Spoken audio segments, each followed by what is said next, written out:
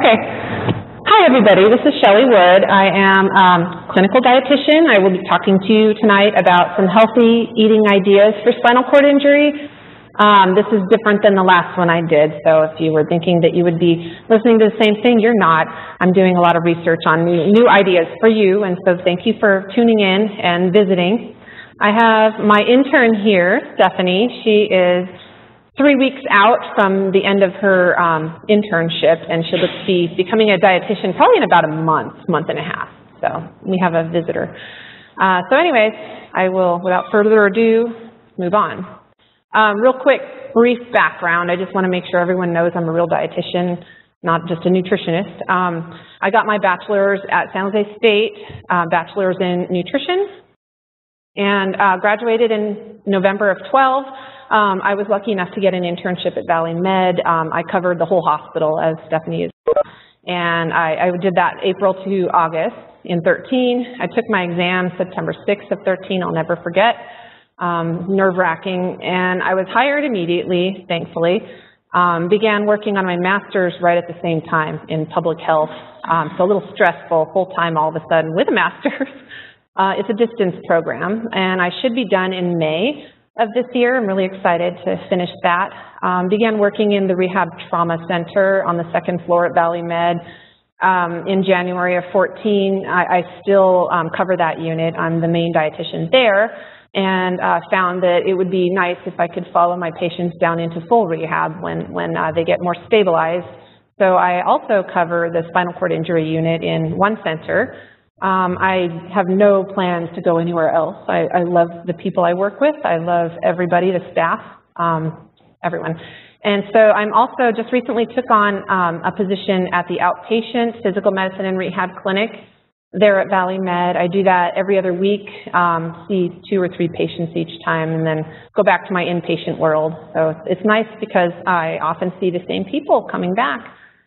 And I am also on the skin care committee for the whole hospital. So I volunteered because skin is super important, especially in spinal cord injuries, so I thought I had something to offer there. So I do a whole lot, and I'm always looking at new research while I'm doing that. So enough about me. So we've talked about why nutrition is important before. I will remind you, nutrition is important to keep all your body functions working properly. Helps fight infection, protects against chronic disease, which is something I'm working on in my graduate project, is chronic disease, cardiovascular disease, and spinal cord injury specifically. So regulates bowel and bladder function, and good for overall wellness and energy. General guidelines, just basic principles, unprocessed whenever possible, as much as possible. So does anybody here know what unprocessed foods are? Like raw carrots. Carrots, things that don't come in packages. So it could be carrots, they could be cooked or raw, but unprocessed, you can process them yourself, but things that are in their natural state. They're plants, animals, things like that. So as much as possible. Provide balance. So nothing's off limits unless you are deathly allergic to shellfish, then shellfish is off limits. If you have allergies, intolerances, things like that. If you have celiac disease, then gluten would be off limits. But nothing really is off limits.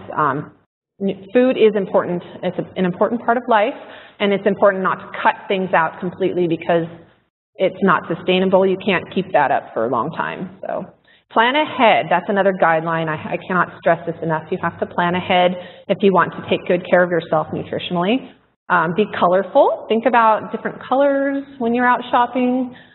Try new things. Always, if you see something in the market, in the store, in the farmer's market that you don't recognize, give it a shot. Look it up online, see what it is.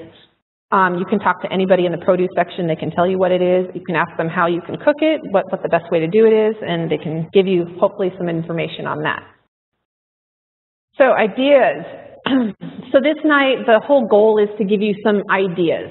So you don't need to follow all of these things, but if you can find 1 or 2 things here and there just to try, see if you like it. If it doesn't work for you, try something else. These are all different ideas that are designed to help you eat healthier and, you know, bring satisfaction into your life. So ideas. I like My Plate. I've talked about My Plate before. It's a great guideline, especially if you don't know where to start or how to put meals together. My Plate is excellent. There's clear components on what you need to look for. There's a theme here with My Plate. Half the plate is produce, fruits and vegetables, not necessarily raw, not necessarily cooked, but fruits and vegetables, different colors, grains on the top right, some protein. Whether you're a vegetarian or not, there's protein there. And then the only part that I would change, if I could go to the government and say, hey, I don't like the word dairy, because dairy is, it excludes a lot of people. Some people are lactose intolerant. So what I would like to put there is calcium-containing foods. Foods that have calcium in them would go in that little circle there on the top right. So here's a plate. Some of you might grimace when you see the Brussels sprouts. This might not be for everyone, but this is a plate in action here. So you have all the different components. You can see there's a lot of fruits and vegetables. I might not put the strawberries on the same plate as my chicken. I kind of don't like to mix my food unless it's, you know, certain foods. But this is the general idea is to kind of get balance. And there's color there too as well. Any questions so far? I have a huge audience with me right now. So if anyone has any questions, just stop me and I'll answer.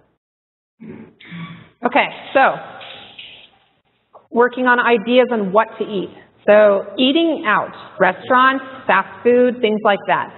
Super important. It's a social thing. We like to go out. We like to eat at restaurants. It's fun. It's exciting to try new things. It's a social thing, like I said. You go out with your friends. You go out with your spouse. So consider it a treat, an occasional treat. So not something that you would want to do all the time. It is expensive.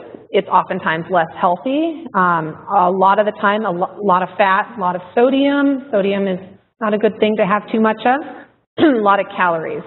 So thankfully, the government has started putting the calories on, and a lot of the time the sodium content, things like that, they put up on the board.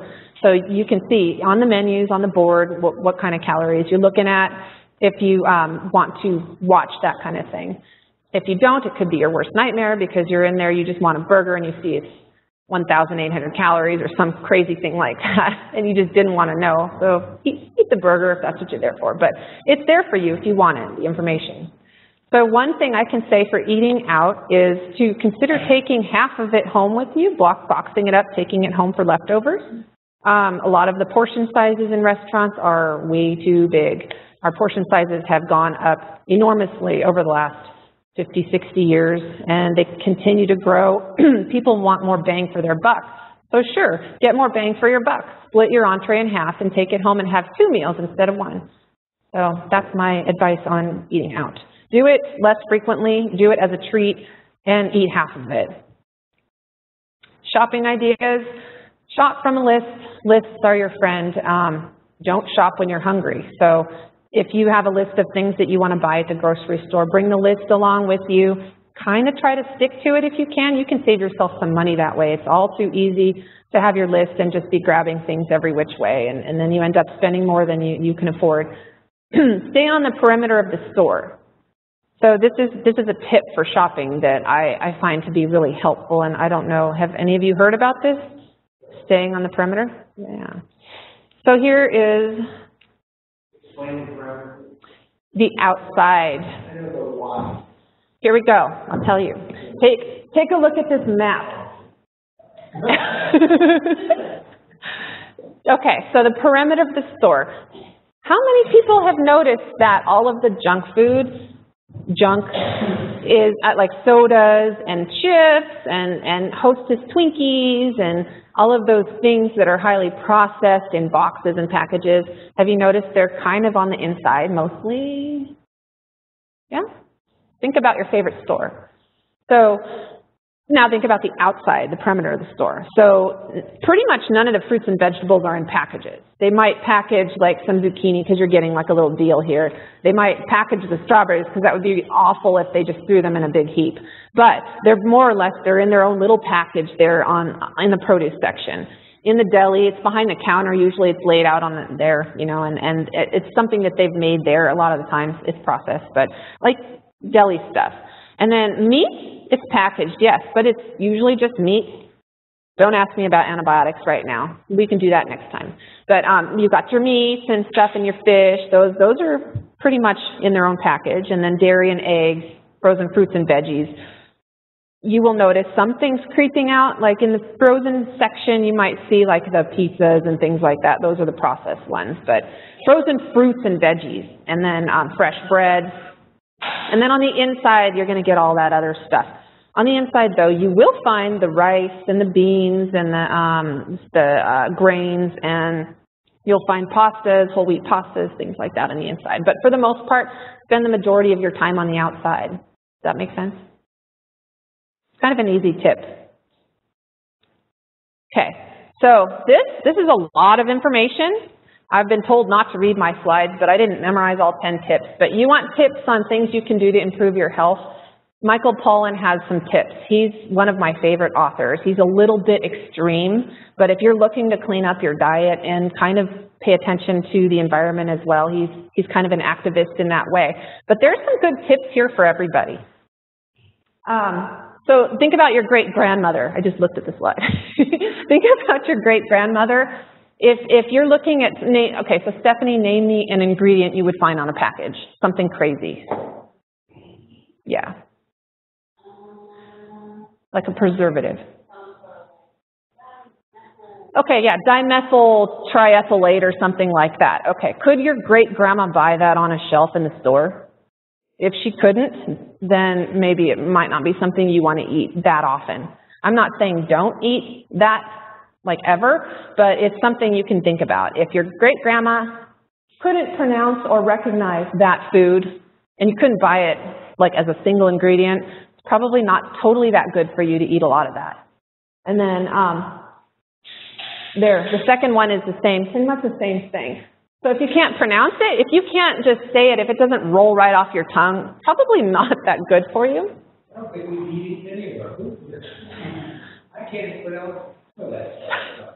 Right. So yeah, think about it. These are things, they're used for preserving the food. So things are made in factories. Hi. Things are made in factories and mass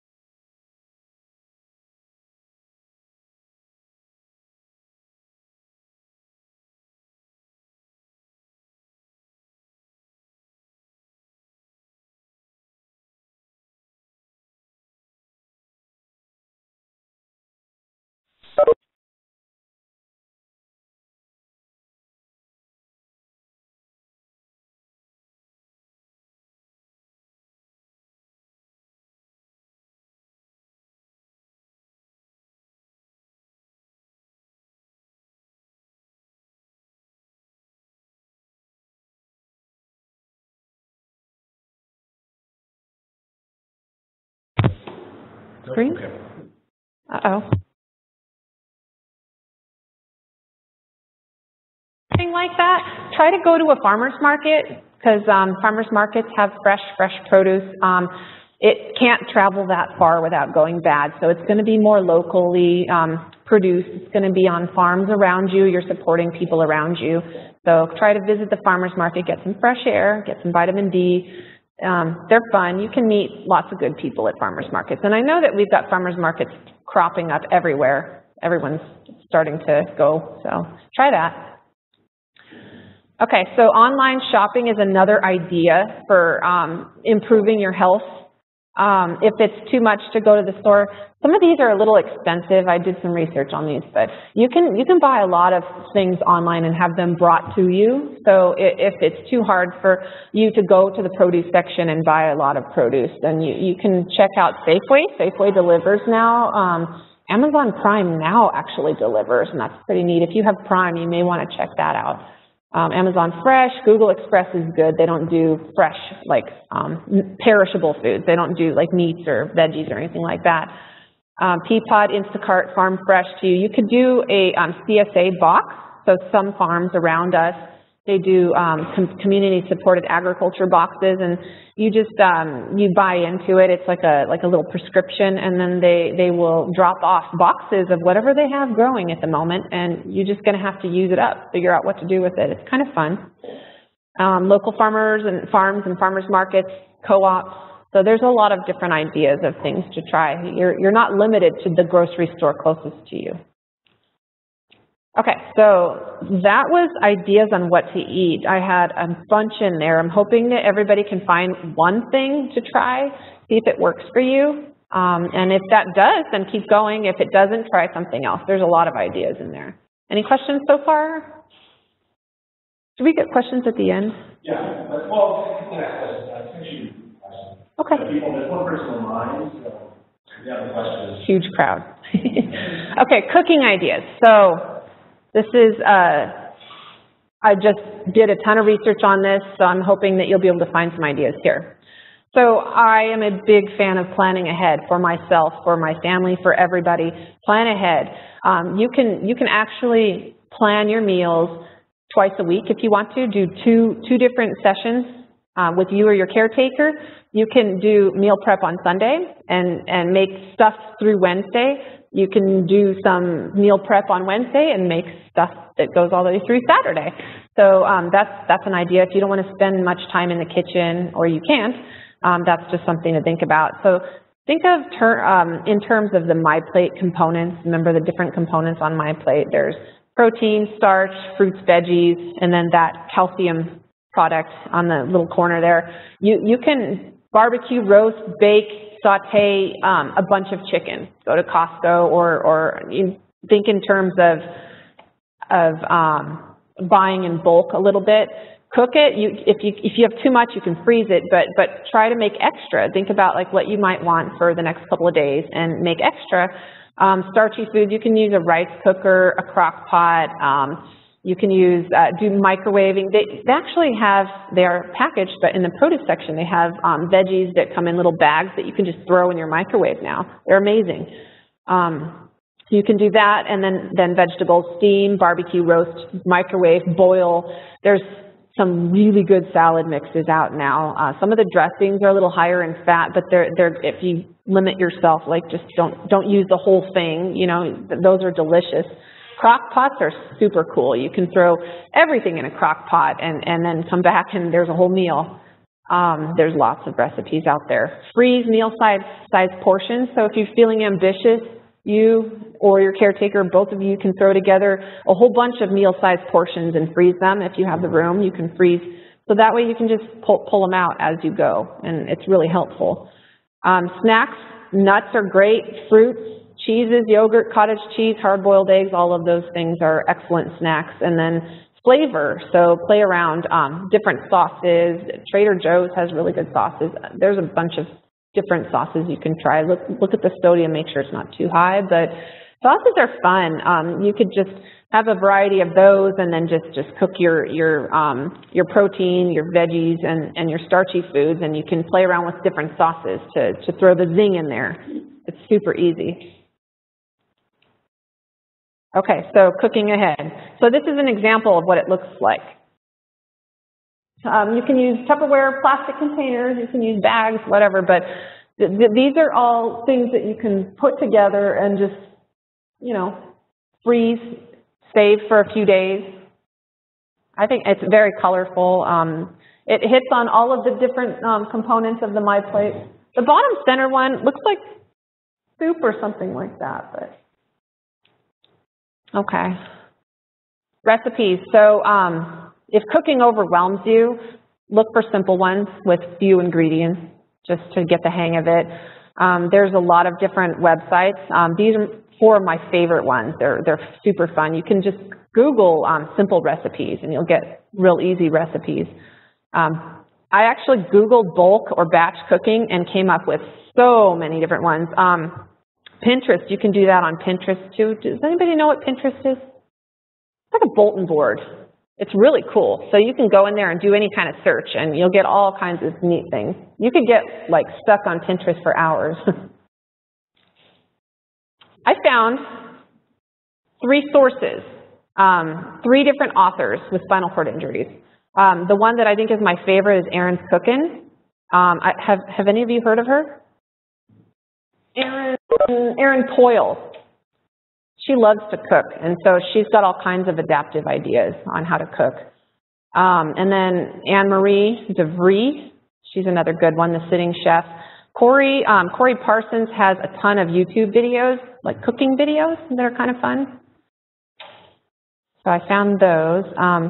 Kitchen ideas, I looked up all kinds of ideas for adaptive cooking, pull-out shelving, cutting boards. Erin Poyle uses a cutting board on her lap, and she uses an oven mitt on the one hand that she's holding her food with. Thought it was genius. Front knobs on stoves if you can or if you have them. Protective armware. OXO makes some really good kitchen utensils that are really easy to hold. They've got really wide rubber handles. And then cooking equipment. Crock pots again. Portable griddles, skillets, toasters that you can put down low. Blenders, microwaves. And then I found this website, Maxiaid, that has a whole ton of really neat things. So the top left-hand side, that's for the microwave. You can put like a ton of vegetables in there and steam them. Utensils next to them. The one on the right with the blue handle is for holding hot plates. That cutting board there has little spikes on it. You can put meats on and things to hold them in place. And there's gloves, and then there's a pasta thing that goes in your microwave there in the bottom center. So they make a ton of different things. It was fun to look through. A lot of fun. So Pinterest, again, you can look up adaptive cooking tools. Spinalpedia, I need to get in there because that website is enormous. They have so many videos in there, hundreds of them from users all over the world. Has anybody heard of that? Oh, it's amazing. I could spend hours on there. There's a ton. What's that? Yeah, it covers everything, and there's a ton of cooking stuff too. I think so. I think have you heard of it? Oh, is it U.S. based? Sorry. She asked if it was U.S. based, and I'm not sure. I think it might be. And your question was, does it cover all areas? And yes, I believe it does. Tons of videos though, and they're all for spinal cord injury. Yeah, I got a ton of links in here. I did a lot of research. Okay, additional ideas. Does anybody have any questions up till this point? No? Okay. Okay, so popular topic with me. Everyone keeps asking me, how do I control my weight? How do I control my weight? I have some additional ideas. So I've talked about counting your calories, tracking your nutrition on the 360 app. If you remember, somebody actually did, and I'm very happy. But be mindful. So planning. I cannot emphasize planning enough. If you're hungry and in your kitchen and you don't have anything to eat except for a bag of Doritos, but you have raw chicken, you have raw eggs, you have raw vegetables, you're going to eat the Doritos, right? If you're hungry, you're going to eat them. So plan your meals ahead of time. keep yourself a meal planner and try to stick to it. You don't have to stick to it. Just make sure you have food on hand that's healthy when you're hungry, because if you get too hungry, you can't stop nature. You're hungry. You got to eat. I don't know that some of you might get shaky, get a little hypoglycemic. Don't go that far. Don't skip your meals or ignore when you're hungry, because it can get dangerous. Keep a routine. So if you're used to eating 3 meals a day, don't skip your meal. Bring food with you if you're going somewhere. Use an ice chest or something like that. Track your weight. Watch for trends up or down. I've mentioned this one before, but it's important not to ignore your hunger. Which leads me to a new topic that I'm going to start talking to people about more. Intuitive eating. Has anybody heard of this? Yeah, of course you have. The intern says she has. Okay, so there's a saying, eat when you're hungry, stop when you're full. It's easier said than done. In our culture, we have food everywhere we go. Food is advertised to us. Who knows Ronald McDonald from like a very personal level? Like, I'm sorry, but Ronald McDonald was a childhood friend of mine. So we are bombarded with food. Portion sizes are growing. People are getting more and more obese. It's all around us. We've lost track of how we're supposed to be eating. We were actually born with that ability to know when to eat and when to stop eating and what to eat.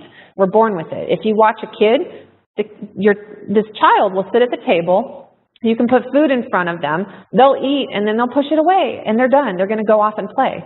And you look at it, and you're like, well, you didn't eat. Well, we also have to think about our family from past generations. So we also have this thing about finishing our plate. So there was a time when you didn't know when you were going to get your next meal. You finish your plate.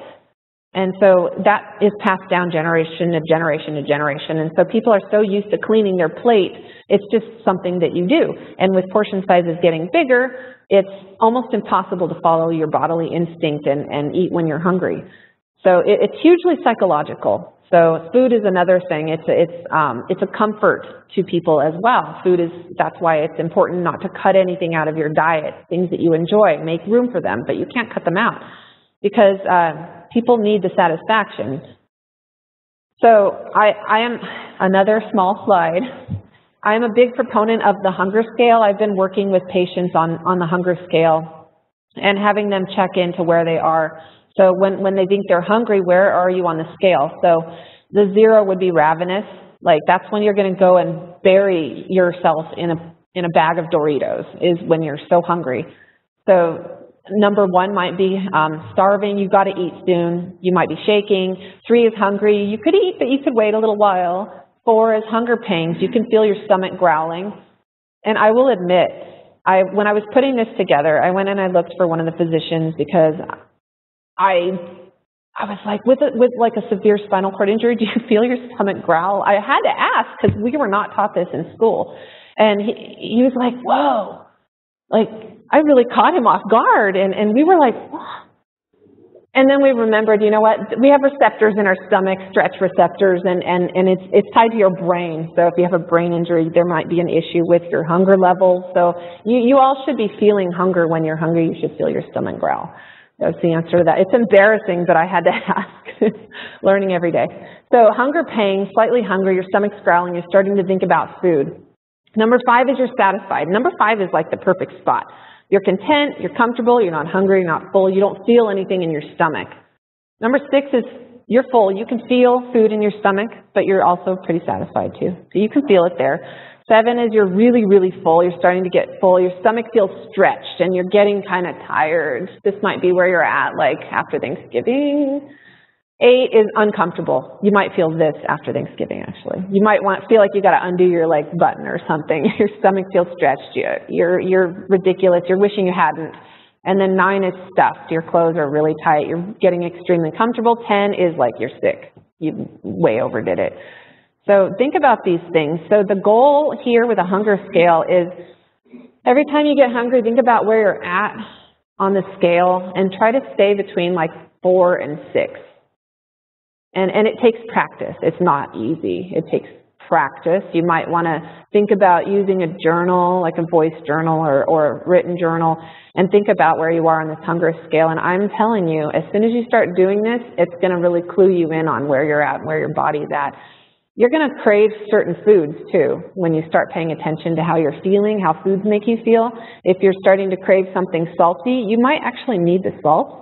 So start listening to what your body's telling you. Another small slide. Mindful eating. So this is another way to think about how you're feeling and where your hunger is at. So make sure that you eat at a table if you can. Try to eat at a table. Clear the clutter. Make it look nice. So treat food like, you know, it's special, because it actually is. We're really lucky we have food. Think about that. Set a place setting for yourself. Even if you're eating alone, make it special. Make it look nice, you know. Don't just like throw your food on the plate and or on a napkin or a paper towel or something like that. Use tableware and utensils. This is another thing you might want to do, is invest in some nice plates and some nice silverware. If you've had the same plates since 1965, it might be time to upgrade and get some nice ones. Take a moment, like adjust the lighting. If there's like a light shining in your face, you're going to be like going like this while you're eating. Consider some music. This is getting kind of corny now, okay? Putting the soft music on while you're eating, but it might work for you. Okay, here's another one. Try not to be on your phone or on your computer, watching TV, unless the Warriors are playing. Try to avoid distractions when you're eating, because if you're getting distracted, you're probably not tuning in, and it's real easy to just keep eating past, because you get absorbed in what you're doing and you just keep eating and eating and eating. Next thing you know, you're way uncomfortable, you're unbuttoning your top button there, and no. So try to stay focused when you're eating. It's only a little part of your day when you eat, so try to do that and get in tune with how you're feeling. And I guarantee you, you're going to have some kind of like mind-blowing thing. I noticed that when you eat that, when you don't have to eat or when you slow down, you can actually taste your food. Yes. No, it makes sense. So no, Joe just mentioned that he notices when he slows down and he takes away distraction and everything, he can actually taste the food. And yes, it's true, because if your mind is doing something else, you're probably more focused on that than what you're doing. And so that's why people like, it's great. Like, do you know that you can eat like this much popcorn in the movie theater? It's because you're watching the movie and it's just a mindless thing. So yeah, absolutely. I guarantee if you give it a try, you will love it. So again, I put resources here. This whole thing is about different resources and different angles to take. There's actual books. The top one is one that I read a long time ago. She's amazing. It's a really credible resource. Eating Mindfully, The Rules of Normal Eating is another one that we've used. Now we use this with eating disorders as well, so anybody can use any of these things. So there's a My Plate there that has the different components of mindful eating to think about, savoring it, notice the texture, aroma, the taste, things like that. Non-judgment. Okay, so if you're craving a hamburger or something like that, and you want to eat it, don't be sitting there eating your hamburger. Oh, you fool! You're totally blowing it. You're eating this terrible food. If you're craving it and you're going to eat it, enjoy it. You know, just enjoy the burger. In the moment, be fully present. Turn the TV off. Turn the electronics off. Observe the hunger scale.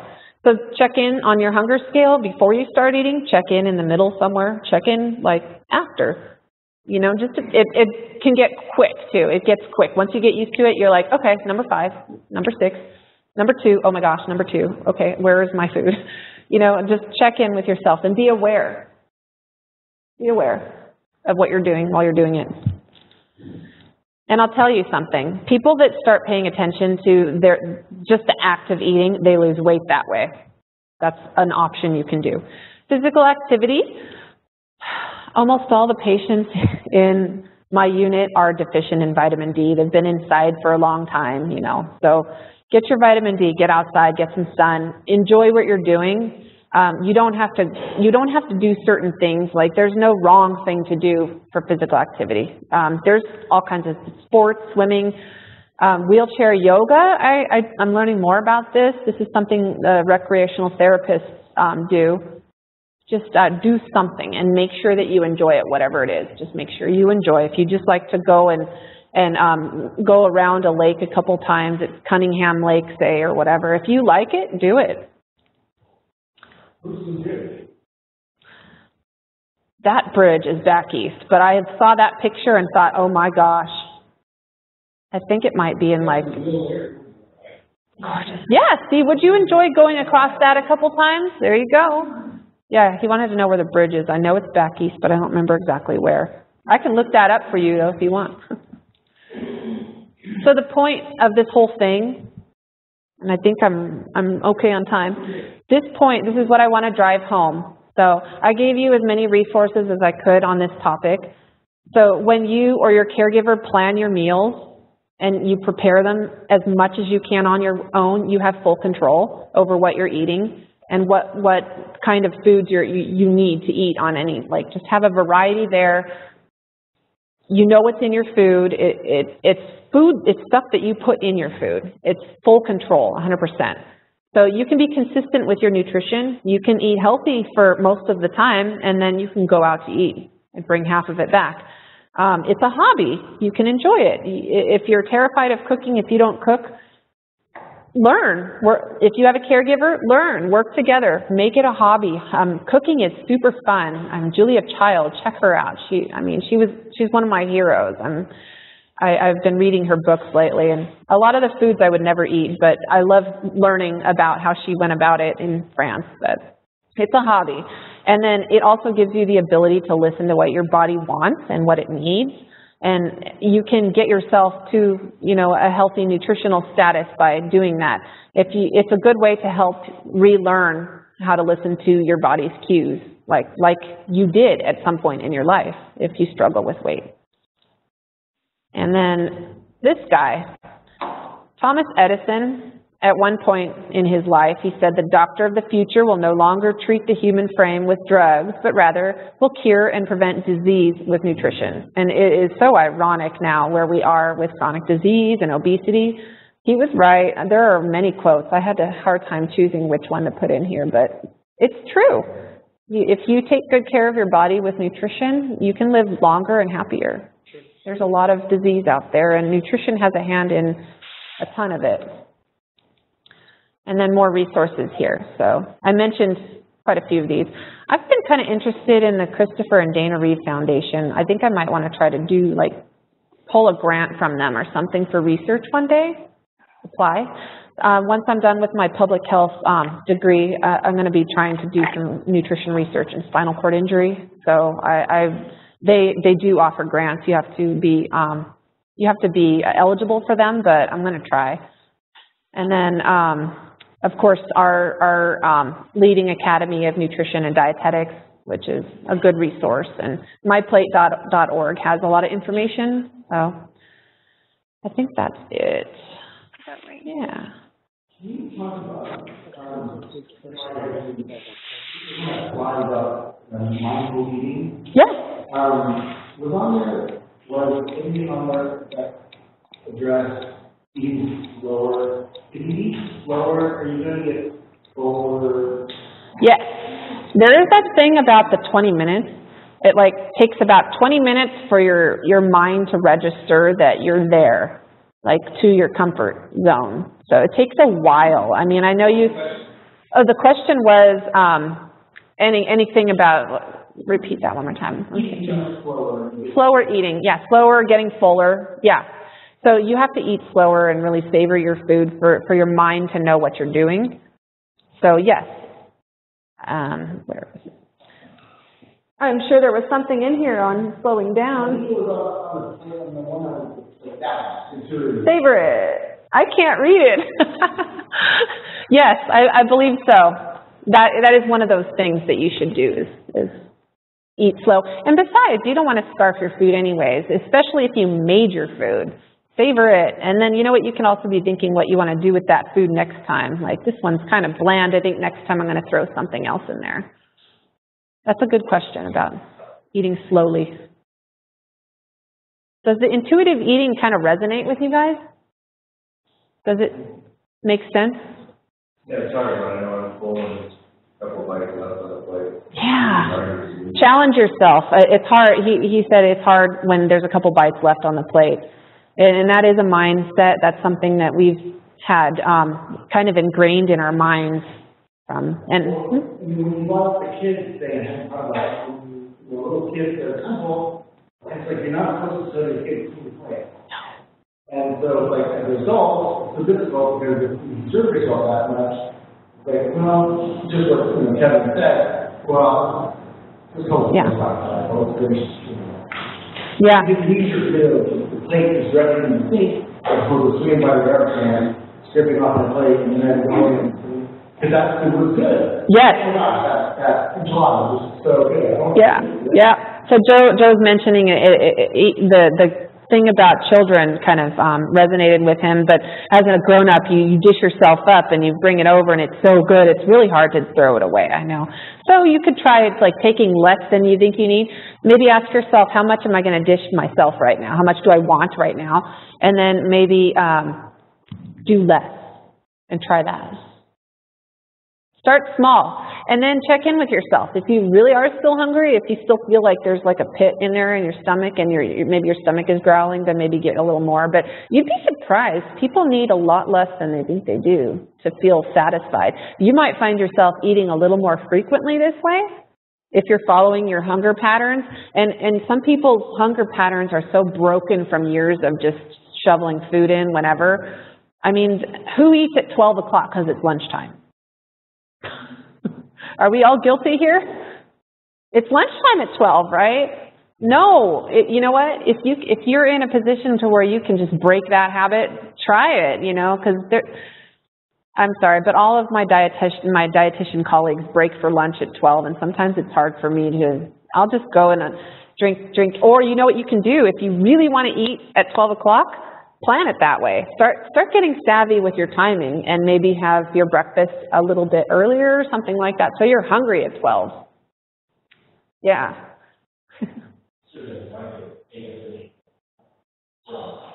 You know what? My mother and I have butted heads quite a bit on my kids because I grew up in a household where it was you clean your plate. My parents had jobs.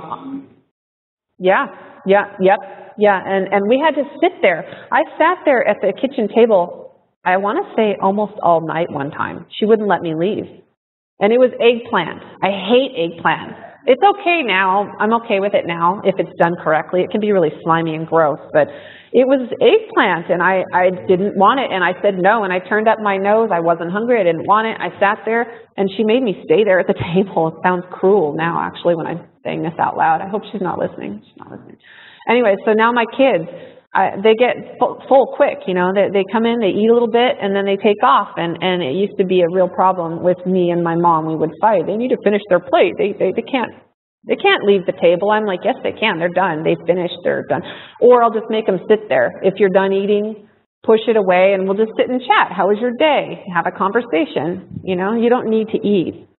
My daughter actually just mentioned to me a couple weeks ago that one of her friends was giving her a hard time about not finishing her lunch, and I told her, you just listen to yourself and don't worry about it. Your stomach's not a garbage can. Throw the food in the garbage, not your stomach. So. Dessert. How long should you wait? Dinner's okay. You go to a restaurant. And you're done with it. Okay, everyone's dessert. So you order dessert. Should you, and they do want to eat order dessert right after you finish eating dinner. Yep. How does dessert fit into the equation? Okay, lay off eating the rest of our dinner if you don't want to have dessert. Mm-hmm. Or some people, I don't know, I'll eat my dessert, and they're like, oh, dessert? Well, I'm not hungry. Yeah, right. I think we all do. Like that whole piece of whatever. Yeah, I think we all do that. Actually, I'm guilty too. Eating your dinner and then ordering dessert anyways, even though you're full. So remember to try boxing half your meal first. If that doesn't work, then once you get to dessert, just check in with yourself. Are you hungry? You can always take dessert home, unless it's ice cream. Like if you've got a nice big fat piece of cheesecake right there that you want to eat, take a bite of it, savor it for a second, take it home and enjoy it at home. One of the things I've always done, and again, I didn't see dessert in that shape. And in fact, I heard Tony last night, that sugar rush, counteract the fact that the entire one of the things I learned a long time ago that I like most for dessert, if a restaurant has it, I'll ask them to have any fresh fruit. Yeah. And that's the two things they use in sugar rush. And we get back on my plate. Yeah, the comment was getting fresh fruit if they have it for dessert. I love that idea. I love it, unless you have a real hankering for cheesecake or something like that. I keep saying cheesecake because I love cheesecake, but... Just ask them if the brick strawberries don't load it. Yeah, I think fruit for dessert is great. If you're eating at a restaurant, remember it's a special treat, so order the dessert, but try to order a dessert you can take home, have a couple bites, you know, or if you know that place has your favorite dessert, definitely eat less of dinner and then eat your dessert. There's room for all of it. I checked out, I actually go quite a bit to that allrecipes.com website. And it's actually pretty cool. Yeah. Because you can cut it down to portions. How many people you can serve. Yes, that's another thing. And calculates for you all the ingredients accordingly. They use a lot of things that take 30 minutes. Yes. And that's part of the challenge from my family. Has to be fast. All recipes, yeah, Robert's mentioning. And crock pots. Crock pots are amazing for those kinds of fast things. You just need to throw everything in the morning, and you come back and there's a dinner. It's amazing. They do. So you know what? If your stomach's growling, have a little bite to eat.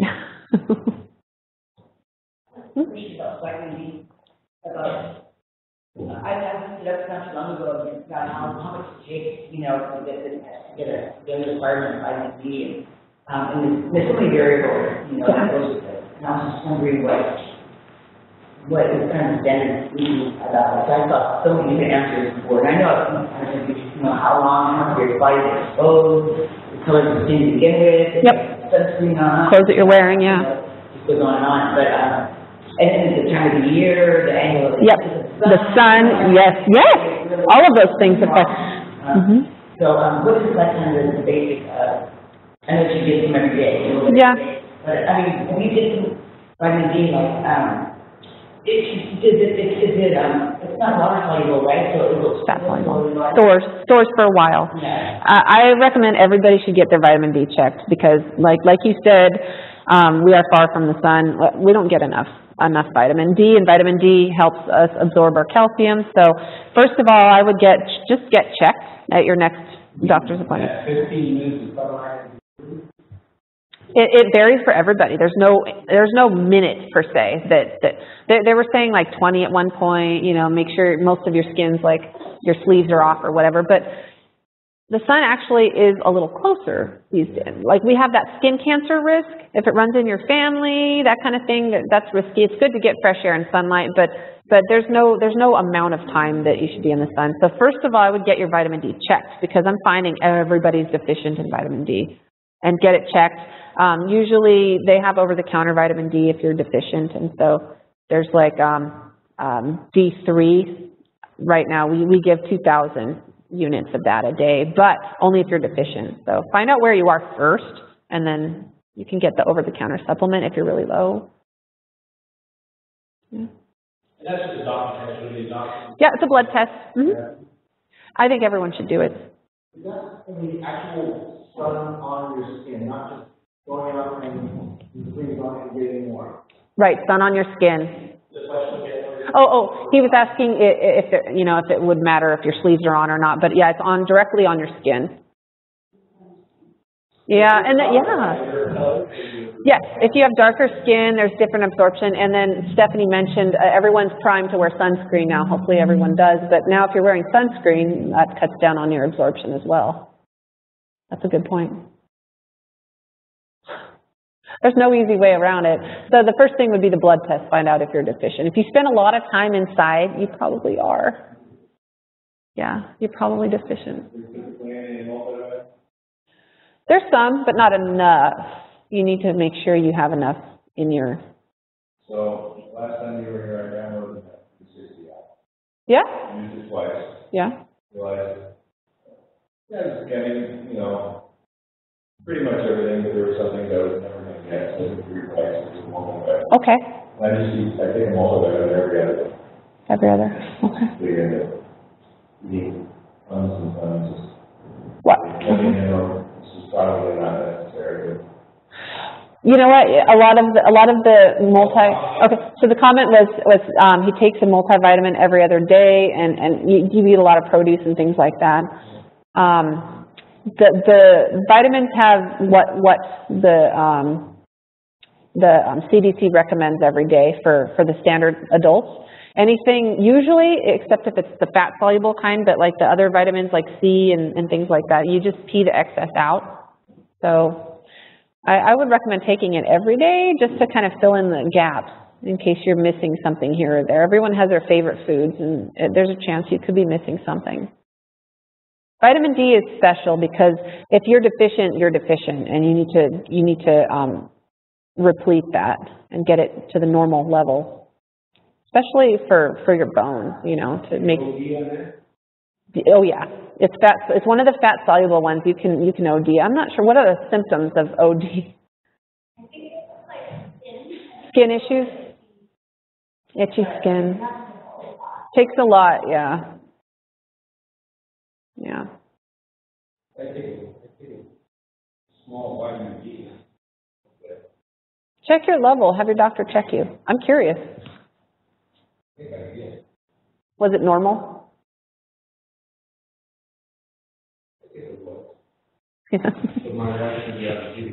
Sure. Oh, you're taking how much a day? You don't know. It's a little. No big deal, you know. It doesn't mean anything. Yeah, little pills can be dangerous too. That's a good idea. Any other questions? Stephanie. just a comment also about the mindful eating. Mm-hmm. Sometimes you can be thirsty instead of hungry. Oh, yeah. Sometimes I can be hungry and not drink water. Yep. Thirst can mask itself as hunger. That's a good point. It can. Like if you're dehydrated, your body can send off signals that might prompt you to think that you're hungry. If you're not really in touch with your hunger and what it feels like, you may end up just eating instead of drinking, making it worse. That could be a big problem too with spinal cord injury, because I've learned more and more about ICP, the intermittent catheterization, things like that, and not wanting, because you know you're going to go out on an outing and you don't want to drink too much, so you can get really dehydrated, and then you can think you're hungry, and then now you're eating and you're not drinking anything, so it can be kind of a mess. Yeah. What about like beer, right? So I mean, you can't really, in cars, I'm sure there's still a lot of sugar in it, right? Yeah, there's a lot of carbohydrates in beer. Alcohol too. Depending on the yeah. The carb side. As long as you're not on any medications that are dangerous with alcohol, it's okay to have a beer once in a while. Beer's good. So is wine. Red wine's really good. Don't drink too much. Drinking also makes you hungry. So nothing specific for spinal cord. No cure for spinal cord injury by eating.